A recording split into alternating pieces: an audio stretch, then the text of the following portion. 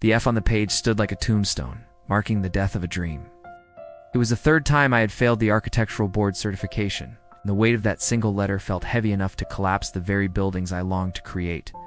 My mind, which was supposed to be a blueprint for grand designs, felt like a cluttered attic full of forgotten facts and inaccessible knowledge.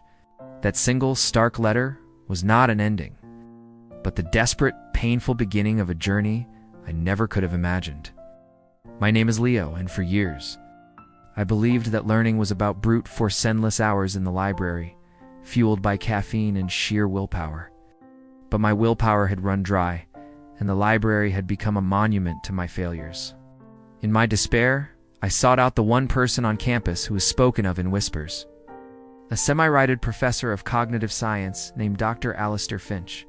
They called him a ghost, an eccentric genius who had once consulted for intelligence agencies, a man who understood the architecture of the mind itself. I found him not in a sterile lab, but in a dusty office overflowing with books, a place that smelled of old paper and Earl Grey tea. He listened to my story without interruption, his eyes sharp and analytical. When I finished, he didn't offer sympathy. He offered a challenge. "Your mind isn't a warehouse, Leo," he said, his voice a low rumble. "It's a high-performance engine. You've just been putting the wrong fuel in it. Give me 4 weeks. We're going to rebuild it." The first week was the strangest. Dr. Finch called it hypno-learning. He gave me a set of audio files containing my own voice reading key architectural principles. Layered over a soft, rhythmic 4Hz tone, the theta brainwave frequency, he explained, the gateway to the subconscious. My task was to play this recording every night as I fell asleep. He also taught me a simple trigger, 3 quick snaps of my fingers. "When you hear this in the recording," he instructed, "your mind will mark the information that follows as critical." I felt ridiculous lying in bed, listening to myself drone on about load-bearing walls, while a faint metronome pulsed in my ears. But a few days later, while trying to recall the name of a specific Roman aqueduct engineer, I grew frustrated. I instinctively snapped my fingers 3 times, and the name Fronton surfaced in my mind as clearly as if I'd just read it. It was a flicker of magic, a hint that the cluttered attic of my mind had a hidden, organized basement I was only just beginning to access. Week 2, Dr. Finch dragged me out of the quiet library and into the chaos of the city. This was neuropriming. My assignment was to study in the loudest, most distracting environments I could find, a bustling coffee shop during the lunch rush, a crowded park next to a playground, even the food court of a shopping mall.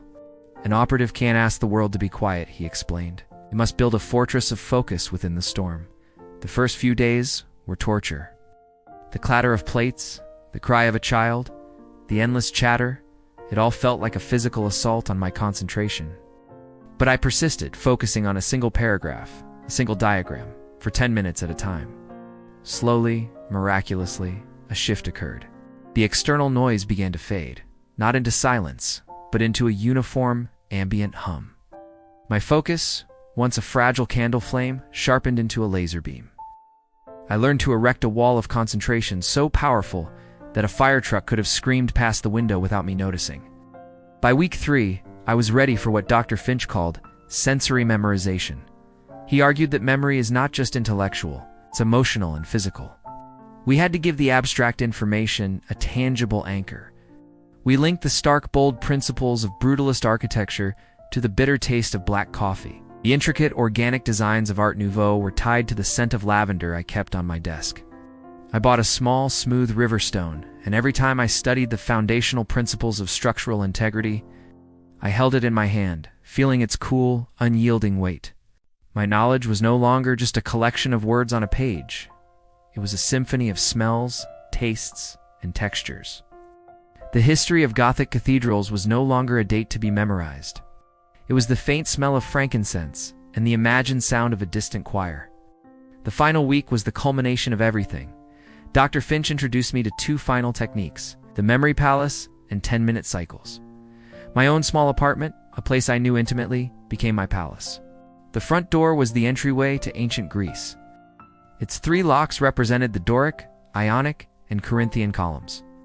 My kitchen, with its precise measurements for recipes, became the repository for engineering formulas.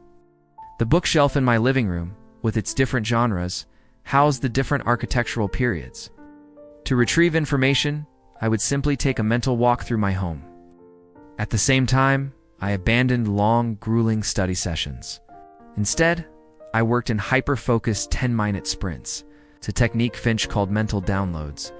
10 minutes on Renaissance floor plans, then a 2-minute break. 10 minutes on modern material science, then another break.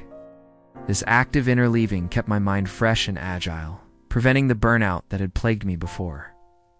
I was no longer cramming, I was integrating. When the day of the exam arrived, I felt a calm I hadn't experienced before. As I sat down, I didn't feel the familiar dread. I took a deep breath, caught the faint scent of lavender from a sachet in my pocket, and felt the smooth river stone in my hand. The first question, on the structural dynamics of the Pantheon, appeared. I closed my eyes for a second, and I wasn't in the sterile exam room. I was standing at my kitchen counter looking at the dome of my mixing bowl, the formulas for tensile and compressive strength laid out like ingredients before me. A question on urban planning had me mentally gazing out my living room window at the city's skyline.